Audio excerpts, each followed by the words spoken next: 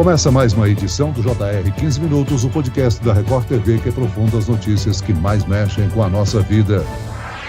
O mundo recorda nesta segunda-feira, 5 de setembro, o ataque terrorista que matou 11 atletas israelenses em 1972, durante os Jogos Olímpicos de Munique, na Alemanha. Além dos atletas, morreram 5 dos terroristas e um policial alemão. Em meio à dolorosa lembrança dos 50 anos do massacre de Munique, como o episódio ficou conhecido, o governo alemão chegou a um acordo com os parentes dos atletas israelenses assassinados para indenização pelas mortes. As famílias ameaçavam boicotar a cerimônia em memória à tragédia. Mas afinal, qual era o plano do grupo palestino que invadiu a Vila Olímpica? E por que a estratégia da Alemanha resultou nesta tragédia? Qual a responsabilidade alemã pelo sofrimento dessas famílias? O 15 Minutos de hoje procura entender a dimensão e o impacto desse atentado numa conversa com Karina Calandrin. Ela é doutora em Relações Internacionais e coordenadora do Instituto Brasil-Israel. Olá a todos que estão nos escutando. Quem nos acompanha nessa entrevista é o repórter da Record TV que por quase 2 décadas foi correspondente em Israel, Herbert Moraes. Herbert, as Olimpíadas de Munique entraram para a história em razão da ação terrorista que o grupo palestino promoveu dentro da Vila Olímpica, não é mesmo? Olá, Celso. Oi, Karina. Muito obrigado pelo convite. Exatamente, Celso. Não foi a prática esportiva que marcou o evento, mas sim a ação do grupo palestino Setembro Negro. O plano, que era sequestrar alguns dos integrantes da delegação israelense, terminou no massacre de 11 atletas. Karina, para entender o atentado de Munique, é preciso conhecer a organização que executou. Afinal, o que era essa organização Setembro Negro? Podemos chamar de organização ou de uma célula palestina, uma célula terrorista palestina? Eu não uso a definição de grupo terrorista. Essa é uma escolha particular minha, baseada em algumas teorias sobre a definição de terrorismo. É importante informar que não existe uma definição, um consenso sobre o que seja terrorismo, nem em relação a organizações internacionais, nem a governos. Cada um adota uma definição específica. Então, para fugir do uso político desse termo, eu uso apenas o termo terrorismo para a descrição de um ato específico. Então, o ato foi terrorista, mas o grupo é um grupo político com braço paramilitar.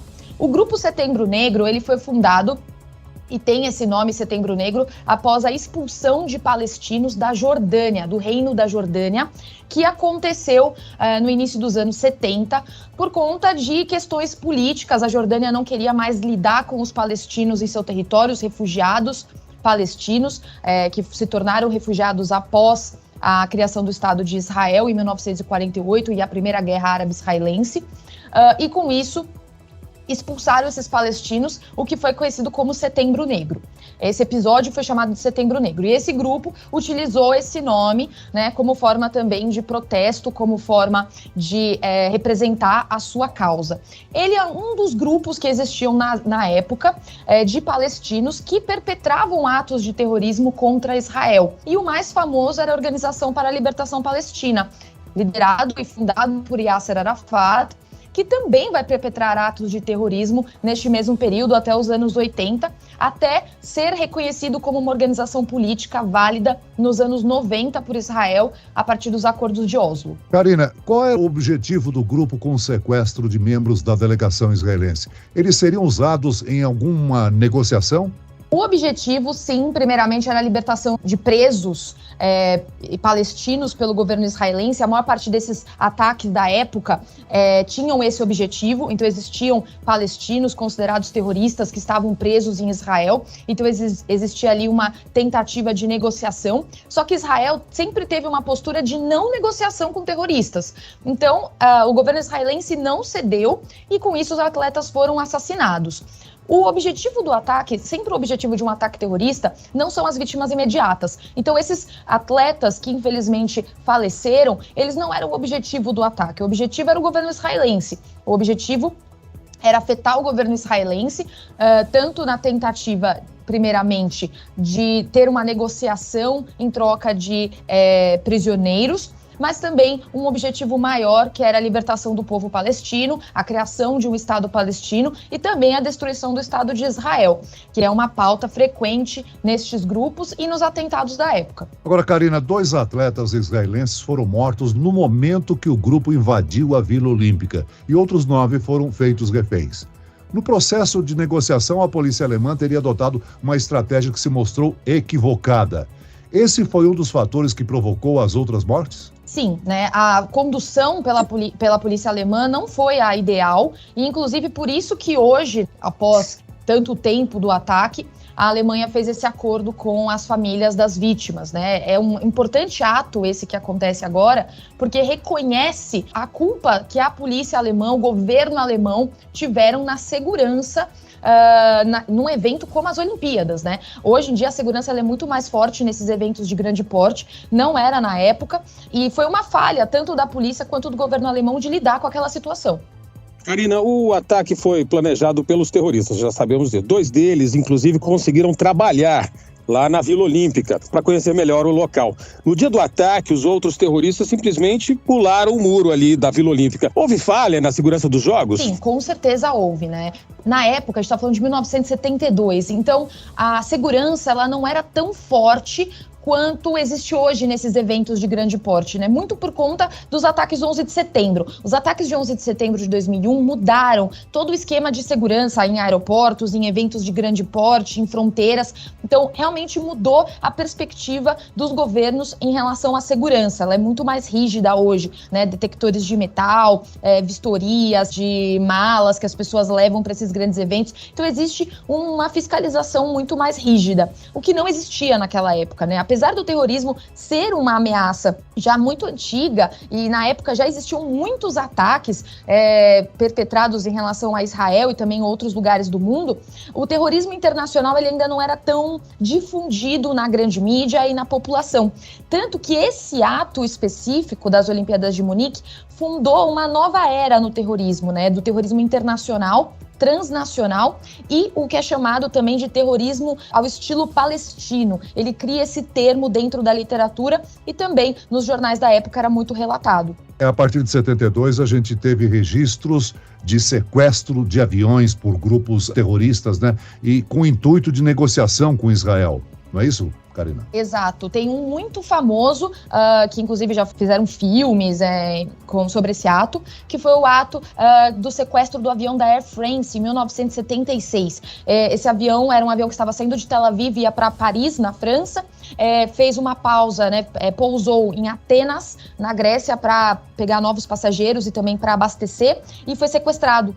Ele foi levado para Uganda. Na cidade de Entebbe, e lá ficaram os reféns 7 dias presos. Também a tentativa do grupo, era um outro grupo, não era o Setembro Negro, teve uma tentativa de negociação também para a libertação de prisioneiros palestinos. Não foi feita a negociação, Israel fez uma operação militar para resgate dos reféns e ficou um caso muito famoso. Então tiveram outros também, mas esse foi o caso mais famoso de sequestro de aviões também nos anos 70. Você já registrou aí que esse evento de Munique mudou o comportamento dos eventos esportivos, né? Agora, a participação de uma delegação israelense também é resguardada por segurança própria de Israel, né? Sim, exatamente, né? Israel tem um sistema de segurança que é um dos melhores do mundo por conta do terrorismo, por conta das guerras que Israel já passou. Então, eles têm um sistema muito reforçado de segurança. Isso não só dentro do país, né? Mas também quando delegações viajam para eventos como no caso das Olimpíadas e eventos esportivos de grande porte. Na época, a então premier israelense, Golda Meir, ela autorizou o serviço de inteligência do país a iniciar a Operação Ira de Deus. O objetivo era eliminar as principais lideranças da organização terrorista. Como é que foi essa operação? O que aconteceu de fato? Você conhece essa operação? Sim, conheço, né? Foi uma operação dentre inúmeras operações que Israel perpetrou para evitar o terrorismo, né? Operações de contra-terrorismo, né? De diminuir a ação terrorista.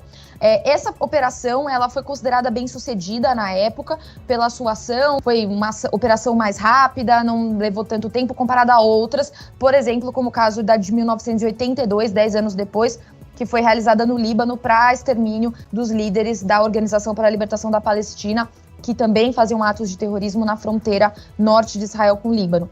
Que foi uma operação que durou muitos anos, teve muitas perdas de soldados israelenses. Realmente não foi uma operação bem sucedida. Essa ira de Deus, ela foi mais bem sucedida neste princípio, mas não acabou com a ameaça do terrorismo, né? Até hoje, então 2022, Israel enfrenta com o terrorismo, enfrenta a ameaça e luta contra essa situação. Karina, 50 anos depois da sangrenta tomada de reféns naqueles Jogos Olímpicos, o governo alemão e as famílias das vítimas israelenses conseguiram chegar a um acordo. A Alemanha vai pagar 28 milhões de euros de indenizações. Você considera que com este acordo o Estado alemão reconhece a sua parte de responsabilidade pelo que aconteceu em Munique e o governo alemão adotou então uma postura correta nessa questão? Sim, para as duas perguntas, né? Primeiramente, a Alemanha, enfim, reconhece a sua responsabilidade pela forma da condução que foi realizada, tanto pela polícia quanto o governo na época, que acabou causando a morte dos reféns.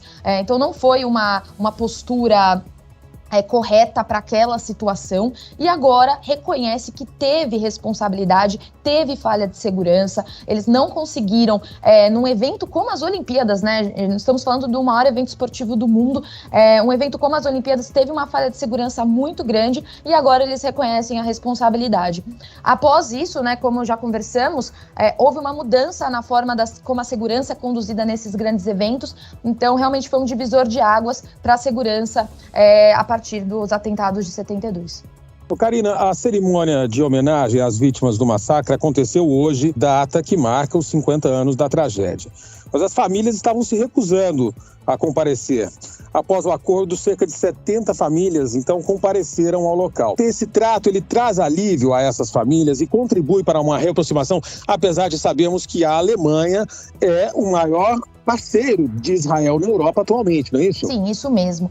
Sempre tem que se considerar que a Alemanha é um país, quando se fala de relações exteriores de Israel, é um país que sempre traz um sentimento de culpa por conta do Holocausto, né? Então, o Holocausto que foi perpetrado pelo governo alemão da época de Adolf Hitler, do Terceiro Reich. Então, sempre tem uma questão de culpa envolvendo a Alemanha.